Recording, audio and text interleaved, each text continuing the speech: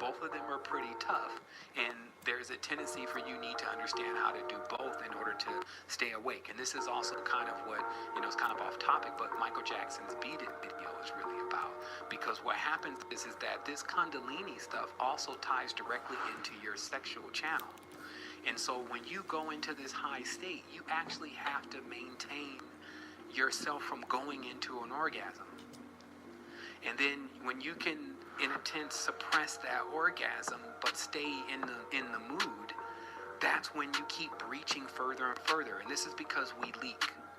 So these are like what I call safe. They're like I would say safety mechanisms within the human body for not allowing it to get into high frequency. One is passing out, and the other one is bliss.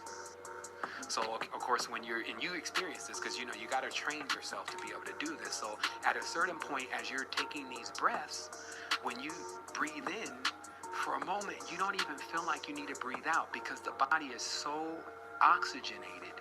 You've put in so much oxygen in your blood, like a fish. The body is feeding on the blood and the oxygen. It doesn't need you to breathe. But the mind, which is really easy to trick, you can hack the mind. The mind is used to breathing in certain segments, like numbers. Like we breathe in, we breathe out, we breathe in, we breathe out. It's on like a mechanical hive mind kind of operating system until you hack it. So when you hack it and you start taking all these breaths and then you hold, then what happens is that you don't feel like you need to take a breath because you really don't. I had to hear someone drop out, so just make sure everyone's there. Right, we're here. Okay, so you don't need to take a breath because you don't really need to take a breath. You're feeding from the oxygen in your blood. But the mind thinks you need to take a breath. So it says, oh shit, he's not taking a breath. We should pass out. Because if we pass out, we can get back control of whatever is happening that he's not taking a breath. So then the body passes out. But guess what? You're still there. And this is how you get into the other world, through the front door, because when the mind shuts off and passes out and you're still there, then you see it. And I've only seen it this way one time. And there was a guy in front of me, and he immediately turned into something else.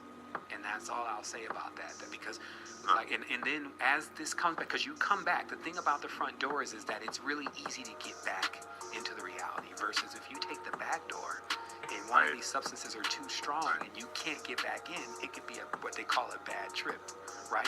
But as the frequency was going back down after I went through the front door, the guy slowly started coming back into what I saw him as in the regular reality. And I said, man, this is what... Yeah, I experienced the same thing. Well, I've had the outer body experiences, so it's much the same experience. For sure. I mean, it definitely matches up to the same thing, but it's wild over here, like. Oh, no shit. And this is crazy because remember, as men and women, we're here in this world. Like, I just got here. Like, I didn't sign up for all of this. Like, for all I knew, that it was all just straight and narrow. You do what you're supposed to do. If you end up being misfortunate, you try to make it. You really try to not let the odds stack against you, and you fight your way into success.